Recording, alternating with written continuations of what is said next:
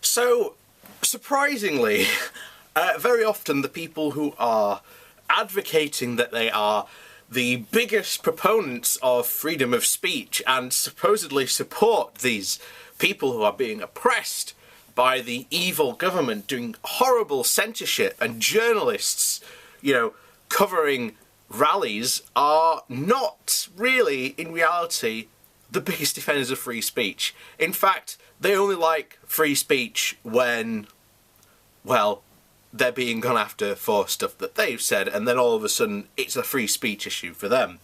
So this comes from iNews, and the far right is marching against the BBC under Tommy Robinson, and it threatens all journalists. Political protests are increasingly threatening journalists for just covering the event. And it's not a surprise. One of the biggest things I've always said, if you ever find yourself being harassed by people on the far right, like a figure like Robinson or everyone else, the best defence you can do is get out your phone and start filming. They do not like being filmed, even though they love filming other people. When they are filmed themselves, that's when they strangely don't like it. And we've seen this a number of times. I think it was a couple of months ago when Robinson literally went after, an 18-year-old for sending out mean tweets to him. There was a guy across the street filming what was going on, and one of Robinson's friends started harassing the neighbour and told him to stop filming, or else, bad things were going to happen to him. So anyway, into the news. So, less than a fortnight after a BBC film crew was attacked at a Donald Trump rally, the corporation's studio in Salfords are set this weekend to be besieged by supporters of the far-right demagogue Tommy Robinson. The organisation and its staff are physically under threat as never before. It has become a lightning rod over public anger in highly charged political times. In December, Broadcasting House in London was put under lockdown after the environmental activist group Extinction Rebellion descended to demand that the BBC declare a state of climate and ecological emergency. In August, hundreds of demonstrators waving satire flags and accusing the BBC of an anti-Scottish bias pitched up at the corporation's Glasgow building in the latest series of protests since Scotland's independence referendum. These two gatherings were peaceful, but journalists are increasingly being targeted with violence, noticeably at events involving supporters of Mr. Robinson, or real name Stephen Lennon. And there will be an increased police and security presence at Salford's Media City site to protect staff and property this weekend. Mr. Yennon is trying to turn the tables on the BBC Panorama programme, which has been investigating his activities. Oh dear. I'm looking forward to that, I'm not going to lie.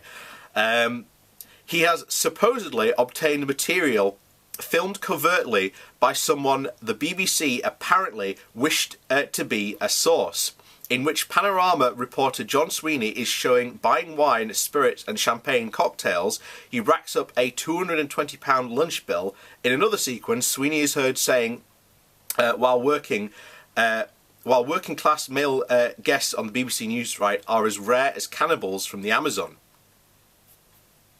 The clips have been used as trailers for Panodrama, a film Mr. Robinson mooted as a future leader of UKIP, has made in the hope of diffusing whatever the BBC has on him. It is due to be shown at the protest at Media City, which is the home of the BBC Sports and Children's departments and Radio 5 Live. Panorama is based in London. Oh, and by the way, apparently this is not ready. From what we've heard, it has, quote-unquote, still to be edited.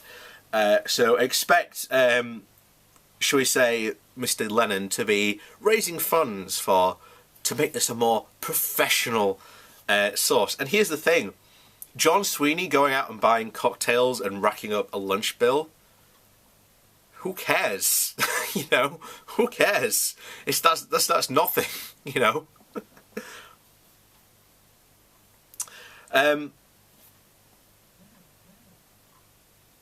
So in it last year, there have been 14 violent attacks on media covering far-right demonstrations, according to a dossier held by the National Union of Journalists. Photographers and videographers, both male and female, have been punched in the head, kicked and subjugated to death threats while attempting to cover public events. So these are journalists legitimately trying to cover real-life events, and yet when these people go after journalists and say, oh, you're not giving us a fair quote-unquote shake, they're just showing you what you are. And the far right do not like to be filmed, as we said at the beginning, because they don't get to control that footage. If they do get to control the footage, then they can edit it and show a more peaceful, the side that they want public to see, whereas, a journalist doing their job, well, that's when you see all the racist signs, the chants, the slogans, and then, of course, the journalists get, punched in the head, kicked, death threats, freedom of speech, people. These people are defenders of freedom of speech. Alarmingly, there is evidence of individual photographers being targeted and for premeditated attacks, with their faces circulated in social media forums along with false claims of them having political affiliations. They are denounced as pedos for taking pictures, and attempts are made to snatch their cameras. Photojournalists I spoke to last week talked of the fury they face at events such as the Free Tommy Robinson March last June, and the pro-Trump rally in London in July, and the protest at Mr. Robinson's trial in the Old Bailey in September. They are reading stuff online, and when they come to demonstrate, they are ready to release aggression, says one who covers this beat. The hatred is often misdirected at the BBC, which isn't known for using photographers. I have seen hysterical, angry reactions and shout, "Are you BBC?" Once freelance press photographer said. The enmity towards the media is not confined to the political right. Photographers have been attacked by left-wingers at anti-austerity protests and faked deep hostility at Jeremy Corbyn rallies. From the Labour leader to Nigel Farage,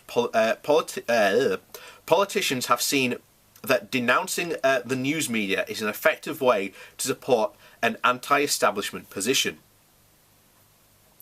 For photographers themselves, who put themselves in the front line to get the pictures from which they make their living, the job is becoming more and more dangerous. The police strategy of filming violent crowd behaviour and making arrests later, not to mention shortages of officers at events due to pressure on resources, means journalists are increasingly vulnerable.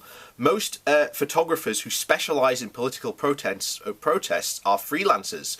The danger is that they will feel that small fees from cash-strapped news outlets are no longer worthy of risk of physical injury. Coverage of demonstrations could become largely limited to outlets such as Robinson's YouTube channel, where he styles himself as a quote-unquote journalist, activist and public figure. Last summer, after the shooting massacre in the newsroom of Maryland's Capitol Glaze, I wrote about the potential consequences of politicians, notably President Trump, goading supporters into hatred of the media. Since then, the situation has become worse, from the radical abuse of Faisal Islam, the then political editor at Sky News, outside the parliament in December, to the assassination of a Washington Post columnist and Saudi dissident Jamal Khashoggi in October.